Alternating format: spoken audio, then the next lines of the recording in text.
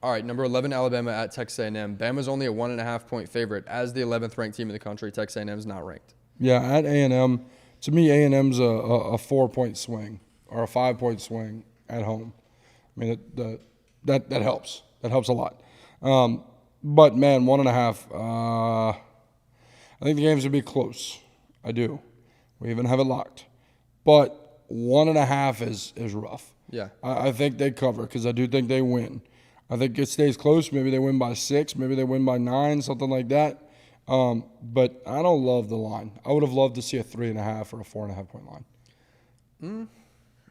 I get that. Like, I get where you're going with that. But yeah. I think this is a game that, it's losable. It very well could come down to a 2-point conversion. Yeah. Like, you know what I mean? Like, I think this is one of those games. Look at the last 2 years. 2 years ago, at home, at Kyle Field, Texas A&M won it on the last-second field goal, stormed the field, all that kind of stuff. Crazy game. Last year, in Tuscaloosa, it went down to a 4th and goal. A&M should have won that. A&M should have won the game. Yeah. So, you know, I think this is just one of those games that always is played really, really close. Or not always, but the last 2 years has been played really, really close. Alabama's not quite as good as they were last year. Texas A&M, I think, is significantly better. Yeah. They haven't lost yet. And both teams right now are tied for the top of the SEC West. Whoever wins this game will be the sole leader of the SEC West. Right. So there's a lot riding on this game. Issue I have for Texas A&M and why I think Bama wins, but not by a wide margin, is Connor Weigman is out. He's done for the year, and they have Max Johnson playing quarterback right now. Dude, Max Johnson does not keep this team within 1.5 points of Alabama.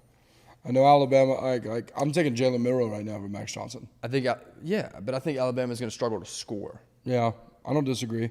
But even then, A&M's defense hadn't been all that this year. The biggest step up for them, which is not saying much because it was about as low as they can get. Any step was up, is their offense. So and now we're taking another little step back. I think you combine how undisciplined Alabama's been this year and Texas A&M's ability to go force the turnover. Yeah.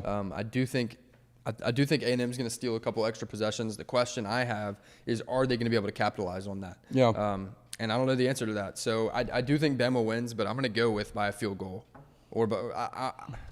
I'd set the line at 3.5, and I'd be comfortable anywhere between 3 and 7. Yeah, I think it's a one-possession game for sure. I think so too.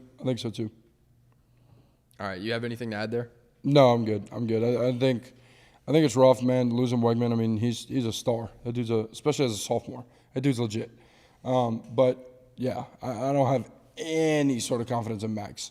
So to me, that's rough. Bama's defense gets home, especially with him, how rattled he gets and all that kind of stuff. That's trouble. I do think, like you said, I said it before even, that they win by 3 to 6 somewhere in there. Mm-hmm.